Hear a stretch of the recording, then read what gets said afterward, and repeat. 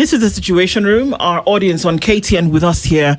And as we are live around the country and in different parts of the world, thank you for being part of this conversation. Now, the issue of goons on the rise, it looks as though, they're not on the rise, but that they've taken root, and it has almost become something that is expected. And that's a very dangerous place to be. It doesn't matter what political side you sit on, that we can actually start this conversation by saying it's an actually very dangerous place to be. Goons on the rise, opposition, corruption, and the state of politics is what we're looking into this hour. Joining us in their capacities to then be able to help us steer this conversation, Dr. Peter Mbae is Secretary of Planning and Economic Affairs with the DCP. Good morning. Good morning too. Karibu sana. Thank you. Thank you for being here this morning. Dr. Luchetu Likaka is a governance and security consultant and also joins us this morning. Good morning. Good morning. Karibu sana. Asante. You came into the room this morning and you are not very comfortable. There's a thing whereby that when something starts to afflict where you were previously comfortable, then it becomes a matter of conversation, and words then must become thoughts, and thoughts must become actions. Or rather, thoughts must become words, and then words must become actions. And that's where we are in this space today. So we're going to have the conversation. It's very clearly perhaps say what needs to be done. But before we do that, Dennis has taken us to another interesting country this week. We'd love to hear your interpretation. The country we're in is considered to be the oldest republic in the continent. The capital is named after a former U.S. President, James Monroe. We talk about its independence in 1847, and the country is Liberia, right? And pretty much it was formed by returnees, would be those who were taken to the West America, to be specific, and came back to form the country. If you look at even the Liberian flag resembles the American flag. But the proverb that we get from the people of Liberia this morning: the lizard that jumps from a high tree praises itself if no one does.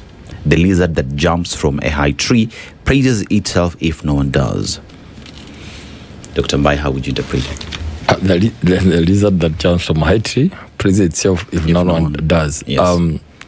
Sometimes you have to tell your story. Mm-hmm. You have to put it in the best way possible. Now, if you don't say, some other people may misinterpret it, may give another view that is not yours. So sometimes in life, this is different from what I would call bragging and, trying to beat your own drum. That is different. It's a matter of just saying, excuse me, guys. It's like the way you asked, tell us about yourself in an interview. I mean, sell yourself. Yeah. So sometimes in life, at times comes when you have to say, hey guys, this is who I am. These are my standards. These are my values. These are my core principles that I cannot go beyond. And it's acceptable. It's acceptable. Dr. Likaka, how would you interpret it? Thank you so much. I think it's all about your internal understanding or your internal feeling or motivation, that which pushes you. Then you'll appreciate how much you've actually done, as opposed to just what other people will view you. So that which you believe in, it's something that you should be proud of. Well said, well interpreted. Indeed. So, last week, at the beginning of the week, or a few days into the week, the PS for National Interior Security said that people were disappearing themselves, and that these people are actually not. There's nothing to worry about. They were just no big deal. They just went to hiding, went to rest for a couple of days. So these people who said they've been abducted by police, that's not the situation. Now, as worrying as that may be to anybody who hears it, let's park that for a moment. Because whereby you would, and the National Police Service across board is under this ministry, right? As a department that operates under this ministry.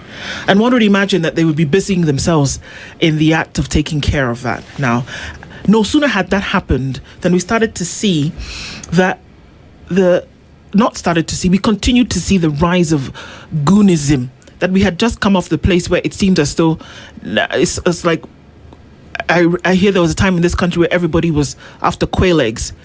It seems as though the most recent thing now is see how you can own a pack of goons and what they can actually do for you politically.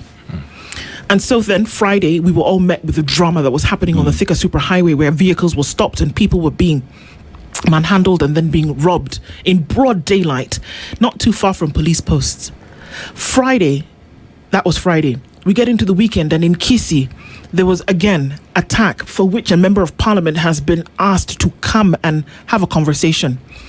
That doesn't even take us too far from Kariokor, when a young man was killed in a vehicle and then thrown, or rather shot in a vehicle and then thrown and left on the side of the road to die, which he did. And then over the weekend, Kisii, somebody, again, after the attack on goons, dies, succumbs to injuries. Friday evening, Saturday evening, people were having a cup of tea in an establishment in Westlands, and people come into this establishment and rob them at gunpoint and take off. These are all happening in rapid succession in the country today, and it's not even political silly season yet proper. What's your take of this, Dr. Lutet? Thank you so much. Chinua Achebe, in his book Things Fall Apart, talks about when the center cannot hold. And that is exactly what is happening in this country. We have sunk very low because we are actually manipulated by the political elites. And on this basis, you realize that this is the same thing that was happening during the last days of Moi regime. I'm seeing them returning to this country. Why? Because the government, when it realizes that it cannot sell its agenda, it has gone to bed with the goons. I'm saying this with a lot of authority because this very president came to the fore on the basis that he was going to dismantle the former regime's goons or squads that were there being used to maim and kill Kenyans. He actually promised that this will not happen. But what we are seeing 2 years down the line, we are seeing the same leadership having created a new squad that is actually parallel to the National Police Service and therefore acting with impunity across the country. Those are just some of the examples you are highlighting.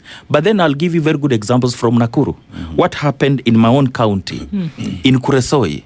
These are actually people dressing in jungle uniform who can actually, they don't take instruction from anybody except the governor, and they go on and maim or intimidate the rest.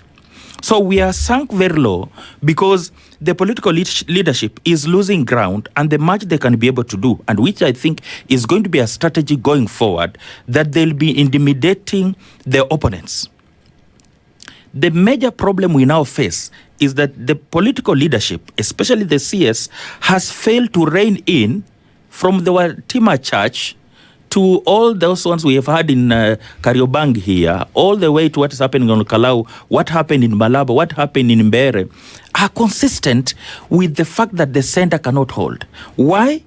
Because if there's a problem in terms of our security, Kenyans have lost trust in our own agencies. And I can take you back even to 2024 when Gen Z actually, when we had the Occupy Parliament. That tells you lack of trust. The same lack of trust now tends to portray an image that Kenyans need to prepare for the worst as we go into the real electioneering period come 2027. And what does this mean today?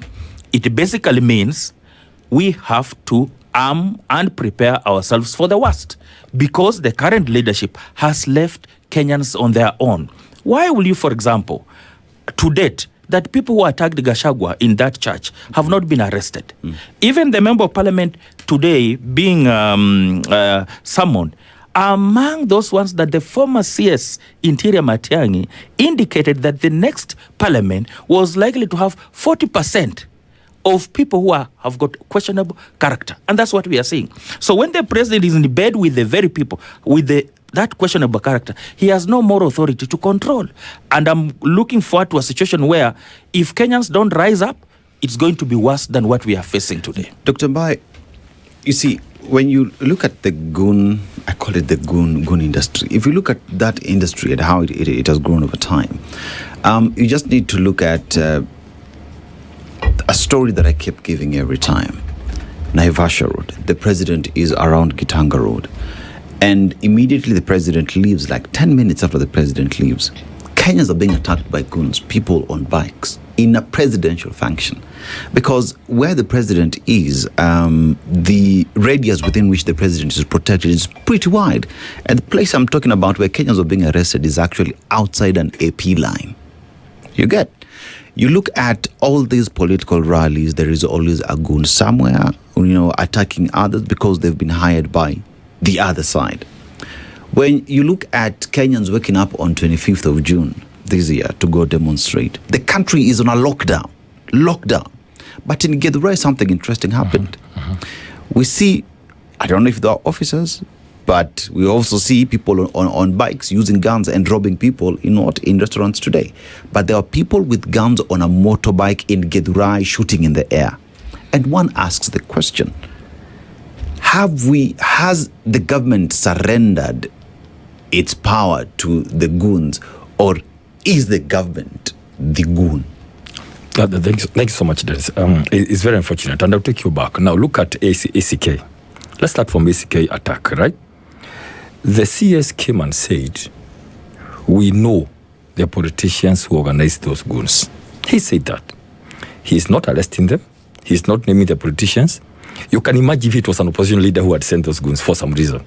This is ACK, one of the oldest. Like, when you talk about Christianity in Kenya, you talk about ACK Cathedral. It's a hallowed place, really. Sacred completely. But goons go there, harass people in the name of the budget. Mokomen says he knows the goons. He doesn't arrest them. So I want to answer your question from the word go. If you are the minister, you are saying you know the politicians who organize the goons, you're not arresting them, you're not naming them, then you are the mastermind of the goons. Government is a goon as we speak right now. Let me tell you. Then he comes and says on the eve of the 25th that we know there are some politicians organizing goons tomorrow. And he loves that word. He says, the minute was there. I watched him organizing. He doesn't name them. He doesn't arrest them to foil the organization of the goons. He doesn't all those things. I can tell you today. Let me try to show Kenyans the nexus. Now, what the government is doing, they consume raw intelligence. They can tell today, based on all the opinion polls they are doing, if the elections are held today, the president can get maximum 20%, if not less, if the elections are held today. So what is there? It's all over because people are talking. People are ready for the next year general election. So what are they doing? Let us have people to instill fear on the masses, to instill fear. And unfortunately, because if we are not very careful, this is a trend they would want to continue all the way up to next year's elections. So when you see this thing, it's a political tactic. Because we are not able to do what we promise people, let us use violence as a tool for next year. Now, I'll tell you this. When I saw what happened in PS, in a whole government PS vehicle, literally, like this now is not talking about issues that happen at night. The young man boards a vehicle, shots, are heard, and the body is out. I can tell you, if there are other democracies, the guy would have resigned himself or would have been sacked by the president. Do you know why he cannot be sacked? It's because that is what the government wants. It's a government of goons and violence. So it's not good to go anywhere. He just said the other day, you know what? I just went in a statement. The worst thing that will happen, if the push comes to shove, he'll sacrifice one of the bodyguards, right? Who'll be arrested in some PR way, go to courts for about cool there 1 week, 2 weeks, and all that. Then he gets out because it is a system. That's what the system is saying. Use young people, pay them, use them as goons, and if the worst come to the worst, they're killing people in this country, the young people, unfortunately, it's not a big deal. You just kill her, and the PS comes and says, you know what? I'm not aware. It's not the government. Literally. That's what to mean. We are no longer ruled by the rule of law here. It's no longer about the constitution. It's about some other system that you cannot be with. And then, something very interesting. CS Mokomen goes to Rift Valley, and he threatens everyone who needs to be threatened. Okay? And he says, remember, guys, there's something he wrote about reverse psychology. Okay? Now, that reverse psychology is what he's using on us. Try to talk about people planning violence, tend to say, Rigathi Gachagua will not even vote. He may be inside police cells and all that. Then says Kikuyus are good. We are going to isolate Rigathi Gachagua and deal with him. So he is trying to sell us some fear and some propaganda. Going all the way to say many things, like I'm aware that there are people here who wants to say what these people want to do. And even going to say that Rigathi Gachagua is getting money from aspirants and business people. Dennis, have you heard anybody who has recorded a statement saying that he has been asked for money? Parties are built by members' contributions, by the way. It's good to tell more comments so that he doesn't know that we don't know. So the kind of things he's bringing about, he is targeting something. Yeah, he is targeting something to cause some narrative against the person now, targeting the person of the Honorable Rigathi Gachagua and all that kind of thing. Then let me tell you this, Dennis, and this is very, very sad. We want to put it on record here. This government has no qualms about two things. Young people, killing them, abducting them, disappearing them. Because after all, if somebody comes out, there's some 2 billion somewhere, you can write a note to Professor Makau and you'll be paid, right? They have no qualms. Number two, I can tell you they want to use violence as a tool. People must stand up and say no. It has to be very categorical. Otherwise, I can tell you this, what you see happening in our neighboring countries, around elections, a lot of arrest, a lot of harassment, and all that kind of a thing. But as a party, I can tell you this, good to tell you this. We are writing to all the embassies and international community, just for them to take note of this kind of virus and to say that written in Rigathi Gachagua that he may, in short, that he may not vote. So just take note so that they know who to take to ICC if anything happens in this country. Are we making a direct connection between the violence that we see perpetrated by these goons and government? Usually they say that silence or inaction then implies that you're complicit. So if we don't see action, because we haven't, we go back to a case that happened maybe 2-3 months ago now. Deputy Senate Minority Leader Osotsi was attacked by goons. We were told by the same CS that these fellas had left the country. Well, if you have surveillance that's legit enough to let you know that they've left the country, surely you should be able to find them by now. But it seems as though there is a lack of appetite to deal with this matter. Now, today's Monday. We don't know who these people were on Friday that were on the Thika Superhighway doing this nonsense that they were doing for whatever reason that they were doing it. A member of parliament has made a statement. Nyariberry, made a statement. Sari Janda made a statement to the police over the Kisi incident, and it just goes on and on. But it seems as though it's like, when you're driving and then they say, well, step on the gas so we can move. It's like you're flirting with the gas pedal. You don't want to really do it. So does that mean that you're complicit if there's inaction? We need to agree to the fact that the government is the one perpetrating violence, and the government has the monopoly of violence. This current government was complaining during the last days of the last regime of the things that are actually perpetrating today. Mm-hmm. The National Police Service, the president who has purported to that they are now independent, are wrangling around the issue of succession as the current IG is supposed to exit internally. Yep. That's a challenge. Mm-hmm. When you come to the PS Interior, he has gone against the Constitution that he's out campaigning for the president against the provisions of the Constitution. When we come to the CS Interior, he is actually preoccupied with non-issues and, interestingly, around Gachagua to know where he has slept, whom he is meeting, and what he is eating at the expense of Kenyans.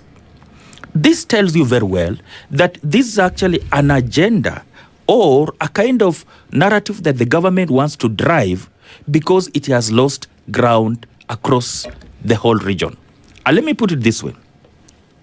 If the National Police Service is actually independent, why haven't they arrested all those involved in all this violence across the country? Maybe they can find them. They have the machinery. If the government wants to find you with a fault today, they'll come for you. It doesn't matter. So we see a scenario where the script is repeating itself, so consistent, so organized. And let me tell you, what we have witnessed in other countries has come closer home with now what is happening. The Haiti mess, where we went there with that intervention, and we can see now goons attacking Kenyans on Thika Road. We can see them being attacked in Westlands. What does this portray or portend for Kenyans going forward? It tells you that indeed, when the government itself is not interested, it's actually policing by design, deliberately letting Kenyans suffer. Because if you speak against the government, they'll come for you. And the best way they'll come for you, they'll use goons. And they'll come back and say, those are people we are going to investigate. And let me put it this way.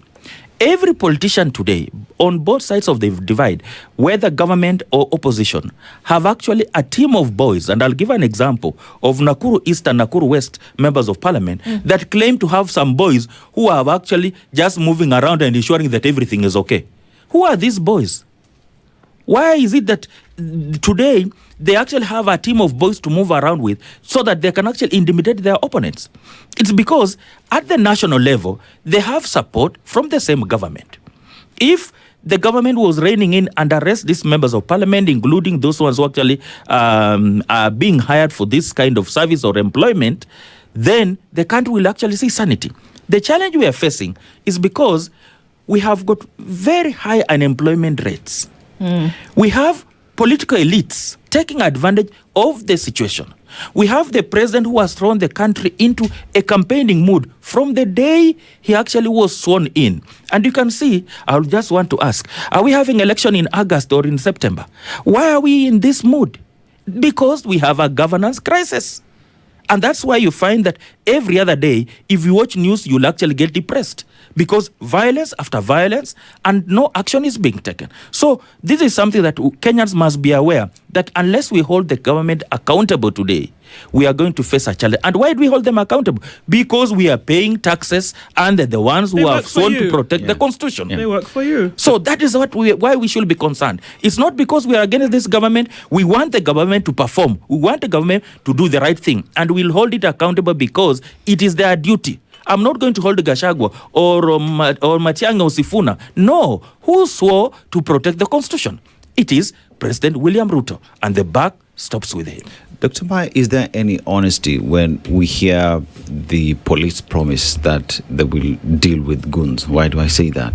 If you go back to 2024 during the Gen Z protest, we saw police officers side by side with goons, with individuals who are wielding batons, walking side by side with police. ACK the other day. ACK the other day, there's CCTV footage that shows who these individuals are. An individual was arrested and they said, I was sent by, and even mentioned politicians, member of cabinet who allegedly sent them there.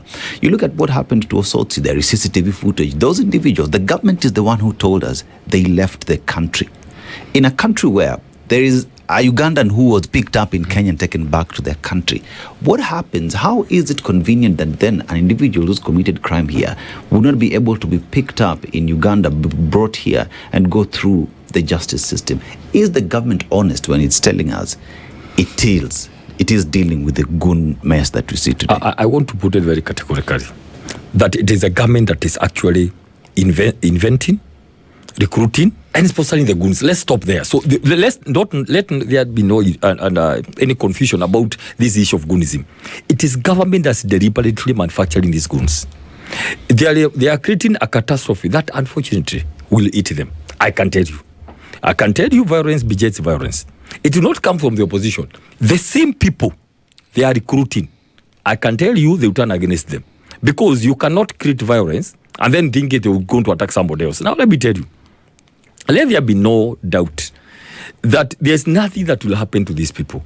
The people who attacked Ososi were sent by some people who are very powerful in government. The people who attacked ACK were sent by somebody who had an issue with the budget.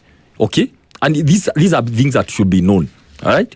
And then, now, I don't know about maybe the Chaiwari, for example, then other groups, organized goons, take advantage. They take advantage, they go do, I think that's the second incident, they continue. But the majority of them, they are meant to scare. What this government wishes to do as we go towards the next elections is to put fear. Like there's some bit of fear. Then thinking that now they will manipulate elections. And try to steal elections. I can tell you this. It's a long-term plan, and you can see some semblance in some neighboring countries. So what I want to say this. First of all, I feel very, very sad And I want to some of us who literally voted for this government and worked for it. Why? We never knew the personality and character of the president. Forget about CS Mokome and Lemon Moro. These are people who are sent, given instructions. The whole matter rests with the character and personality of President William Ruto. It is him who says one thing, then he does exactly that. He said he's not going to use the police. He does exactly that. Dr. Mbae, let me ask this question. When you go for rallies as united opposition, and you've asked the police to provide security, do you trust that they will do that? No. Actually, we no longer want. We just inform them we'll be somewhere because the moment we tell them, they will actually put on civilian clothes and they have pistols. So we do. It has come to this end where police are asked to put in civilian clothes, and they are there causing violence. That's why you see some of the kind of shooting they do. It's not from a layman. Okay, so let me tell you this. The whole thing, you can come here and talk about problems. I've been trying to think as a political scientist, what happened? Unfortunately, we didn't know. The Ruto of 2018 to 2022 was a man who has been put down by Uhuru Kenyatta, denied GSU, kicked out of his house in Mombasa, denied the flight to Uganda, I don't know to do what. This is man who has been beaten, denied, marriage and money for tea at current residence. And he came out, as you see, I'm this guy who has been, I've been put down there. We warned you. And then he began saying all this. We will not do this. We will not do this. Kumbe, you remember even he said he's going to do a commission on state capture. He did like 10 things. Then he was saying, wait a minute. The day I get there, man, you'll know who is me. And I can tell you everything he said on record. It's on video. He did. So we didn't know. Some of us are mesmerized. We are like, my God, somebody doesn't change this way. Sure, even if it's changing. You cannot go there saying, we'll do. Then you come and say, hey, I want first of all to equal the wealth of the two large families in Kenya. Number one. Number two, I want every business. Number three, I will never believed literally somebody who goes to church with a Bible every day. And the other one calling himself the son of the Sunday school, that he went to Sunday school, the CS, can literally butcher young people. That is the lowest we can ever go. You can fight for money in this world and all that. But butchering people, literally President Ruto and CS sending Omoro to come and say, we never abducted anyone. But you know what I think? I want to invite Kenyans to be angry. I want to invite Kenyans now to be angry. Starting with the ones we voted for the president. We are angry 10 times because we were duped properly. Other people could see, no, this guy has not changed. He's just taking he's just trying to calculate something behind. We believed everything, 100% that this is a man. Kenya will go to another level you have never seen on earth. 4 million jobs, in a year, those kind of speeches, right? So what I would want to ask Kenyans, I want to invite Kenyans to be very angry. Angry at what? Not going out on Sabasaba. We are saying, please, all the people going out on Sabasaba tomorrow, they should be provided security. But for us, as DCP, knowing the killer person we have here, you'll be killed, all of you. So for us, we are not telling people to go out. Please, how do you get angry? Prepare yourself. Let us go mobilize ourselves, the whole country. Not against the community. Mark my words. Not against the community, but a community, the person of one man who we voted for ourselves. Dr. To say, man, we give you the opportunity, but sorry, this is just too low. Dr. Mbae, I think you need to be clear here. Some clarity then is sought. When you say people need to come out and mobilize, unto what? Because it's interesting that as you say that, a gentleman actually was, I don't know if you had shot a video, what is it that he said? He said, you know what? If the government is not going to protect us against these goons, we're going to essentially take matters into our own hands. Yeah. And are we not then on the brink of some serious chaos if that actually happens? That is important. Because I'm hearing what you're saying now and saying that people must be mobilized. What does that mean? That is very important. I mean political mobilization for next year's elections. We are very clear as a party. We are very clear as alternative government. We cannot compete with this government. We don't have GSU, we don't have NIS, we don't have red and yellow, tear gases and all that. We are very clear. That's why we are telling our people, please, the moment you come out, the goons are sent.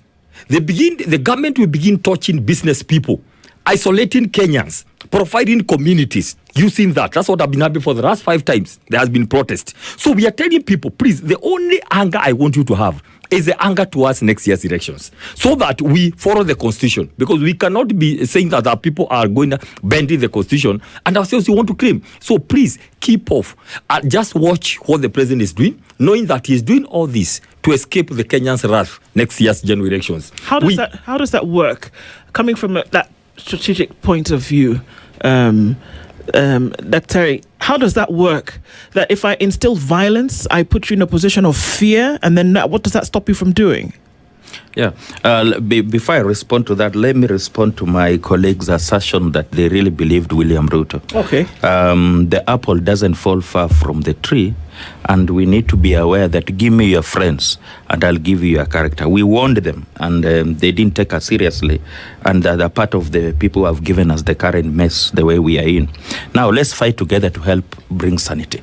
The point is, the issue of instilling fear is actually being perpetuated by the government to ensure that there is no voter turnout. That's number one. And number two, what my brother is advocating for is that when you get angry to the point you understand the pain, it will motivate you to make the right decision. What we are finding ourselves in this precarious position is that we believed that the current government was going to bring the right change in this country. Unfortunately, they have not. And let me give a backup to that. The president never voted for this constitution. The president has come to power as a protest vote against Raila Odinga. They voted against Raila Odinga, and that's how they gave us William Ruto.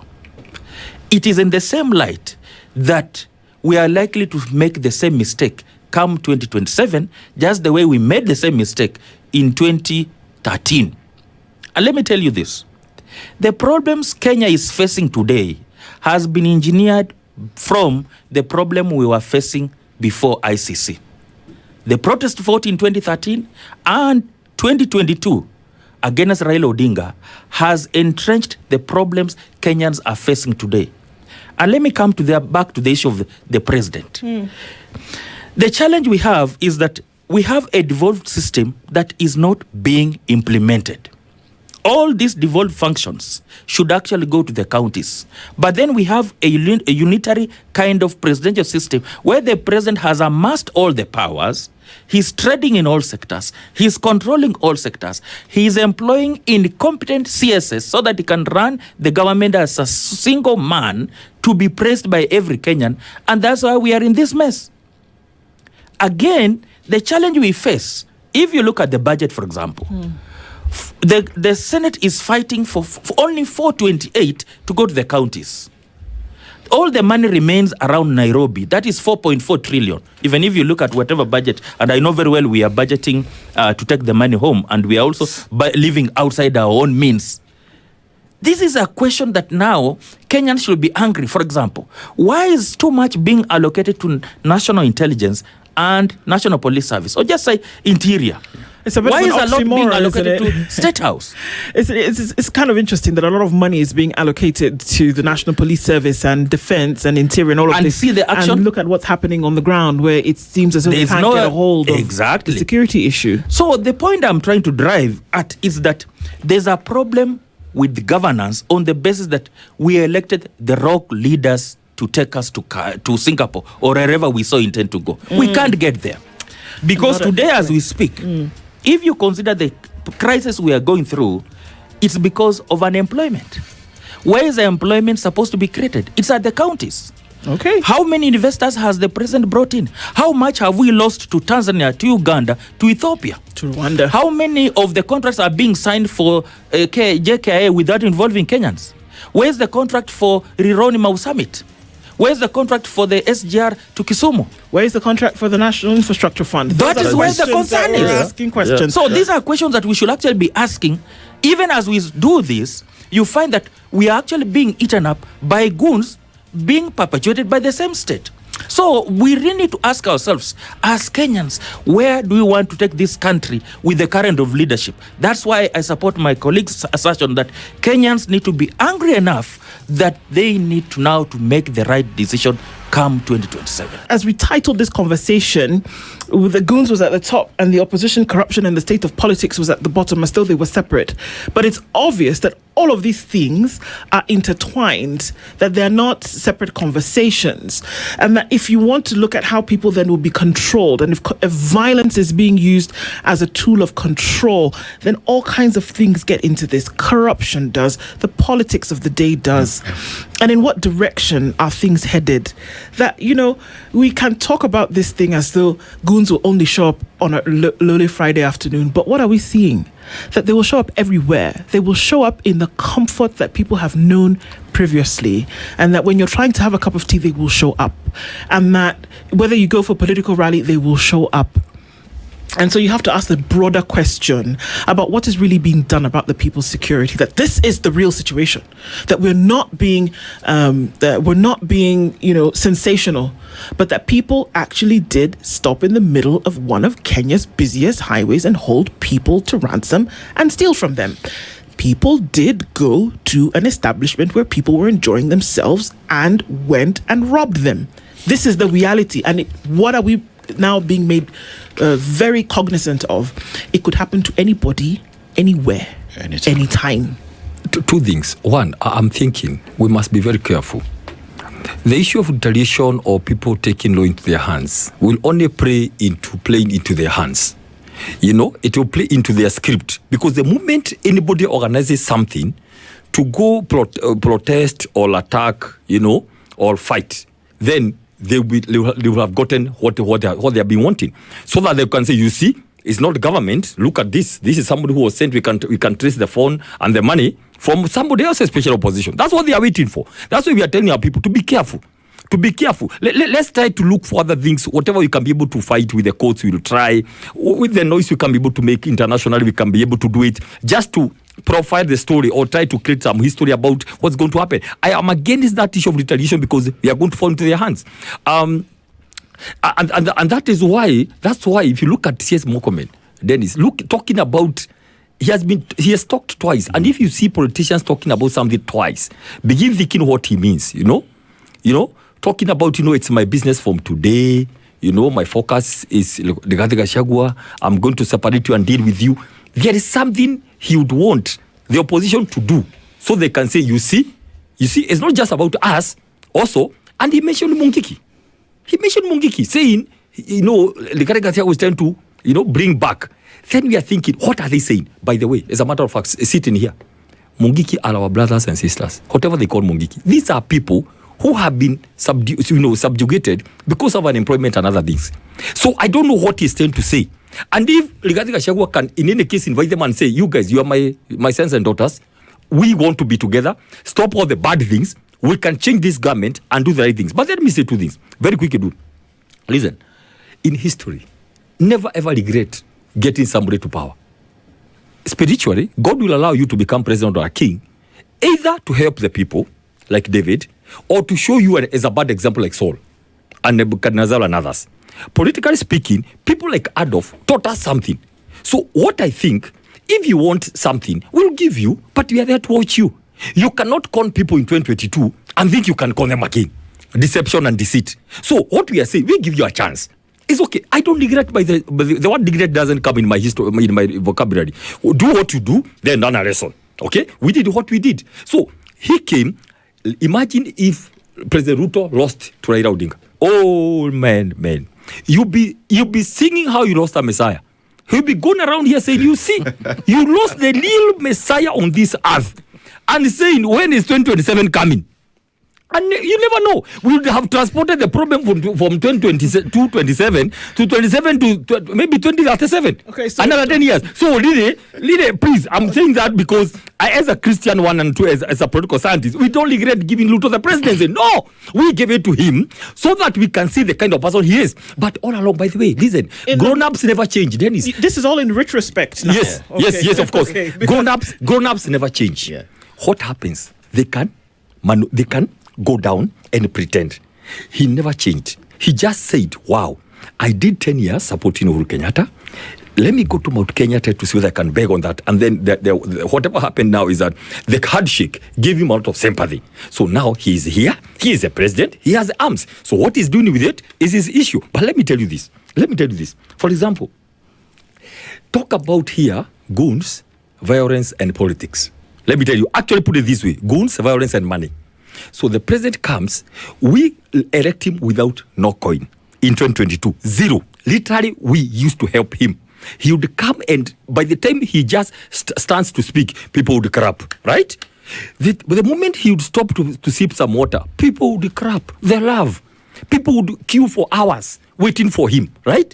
Today, any meeting the president does, he has to have a lot of mobilization. Those are the people you are calling goons. GSU, police, like 3 cordons. Right now, he has to pay money for anything he does. And then he thinks, this is now interesting. We gave you power with nothing. Oh, you accumulate everything. 6.3 budget supplementary. 6.3. Remember that money was not going to be used for 2 weeks. So it was removed in cash. Put somewhere in boxes just for dishing out. I mean, now, the worst is, yes, he thinks, therefore, we gave him power, but he can use security, GSU and all that and money to bribe voters next year to vote for him. Dr. Lichetu, do we make a connection on why we see the goon industry growing? Why? Because we've established that there is high unemployment in the country that is having the goons pretty much available on hire, where we see now the political class taking advantage of the goons, Kenyans who are unemployed to be goons. But do we make the connection that today we have unemployment because corruption is high? Do you make the connection that today we are having a lot of unemployed people because of policies that have been set forth as government?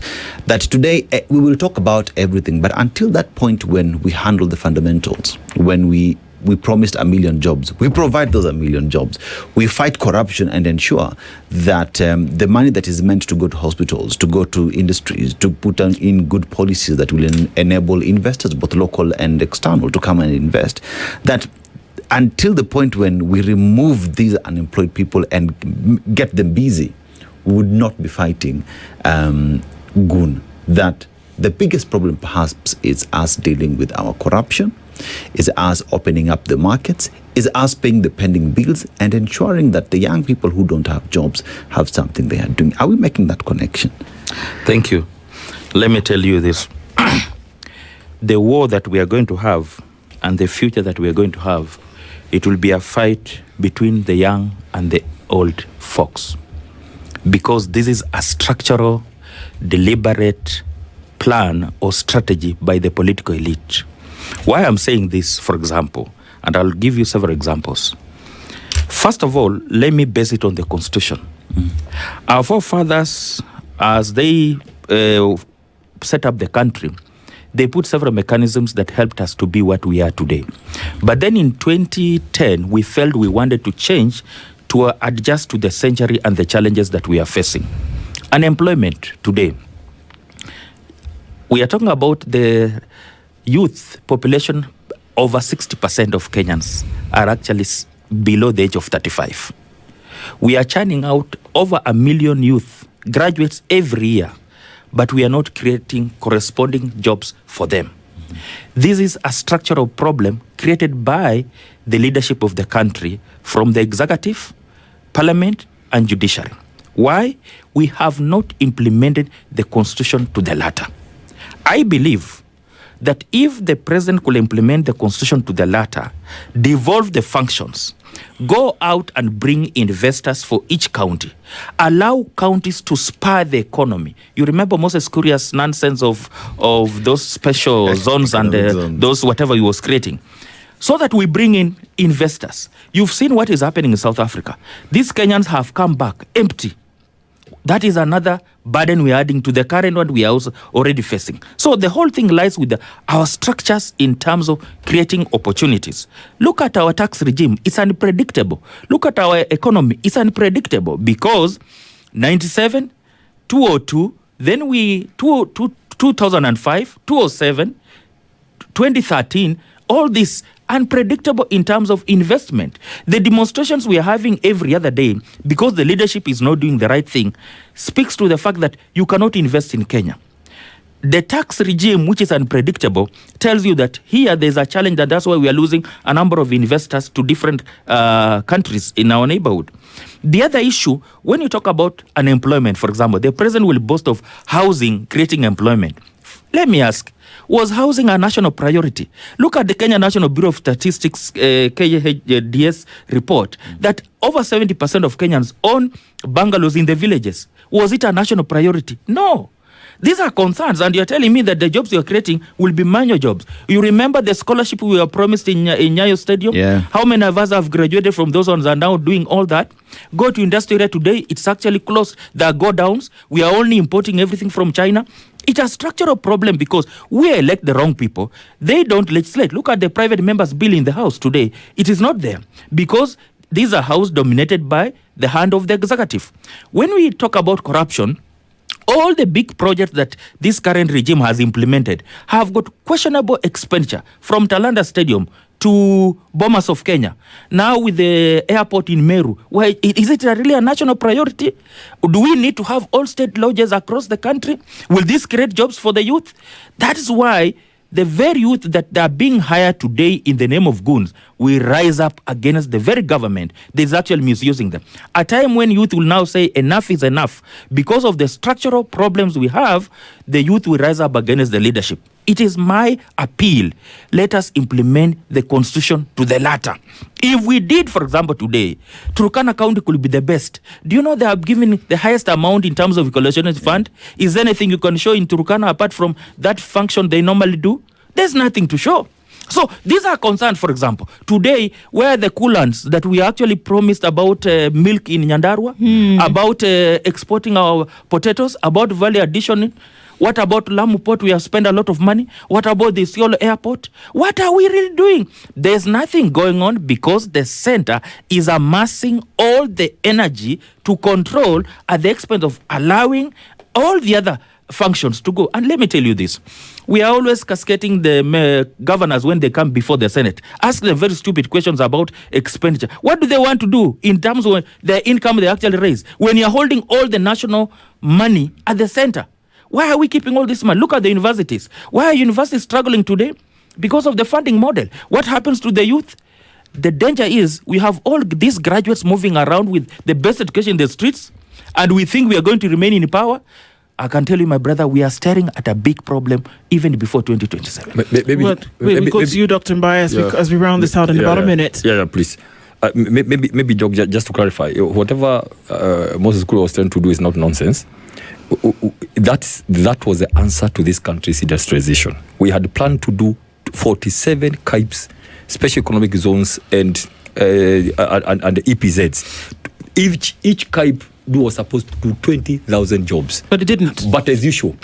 Exactly. But as usual, any idea that's not come from the top is killed because, they want quick things. Why do you get so tired? Now, quickly. I want to ask the President of the Republic of Kenya, on a very serious note, please stop spreading the issue of tribalism and violence in this country. You cannot. Yesterday, I heard him say that you will not allow tribalism in Kenya. Reverse psychology. Yet he's the one who is doing that. He says there's some people who are planning things, and they're the ones who are planning. Please, I want to ask the President now on a very serious, under the Constitution. Now that you are in there, you are the one who vowed to protect the Constitution. Stop, putting people in silos of tribalism. Okay, stop saying how our Kabila, how our all that. Be the president, stop all that kind of thing. But I'll not tell you this is the appeal then. The people of Kenya will stand against all these tribalism issues and violence. It will start in Olkalau. It's going to be 10 days from now. We have a billion budget there already. This week, thousands and thousands of mattresses and blankets and cooking gases are going to go down there. And I want to tell you this. For what? To bribe. It's bribery. Okay. The test is whether money can work. By the way, the whole issue about Olkalau is whether Ruto's money can work. And he will not be doing this. By a region that he says it must vote for him next year. So we are doing warm-up. We are very happy. And my final word to the people, the United Alternative Government will not let you down. I can tell you. We are going to produce one lineup for next year, and Kenyans, we are inviting them to come rally together to nothing personal, just business. Mr. President, we loved you, but definitely you can see you are not able to do these things. Thank you so much. Dr. Peter Mbae is the Secretary of Planning and Economic Affairs at DCP, and also been joined this morning by Dr. Luchetsi Lukaka as governance and security expert. Thank you for joining us this morning. Clearly, there's a lot to still continue looking into. Asante Sana for being here with us this morning. Good morning. This is the Situation Room, the only way to start your day.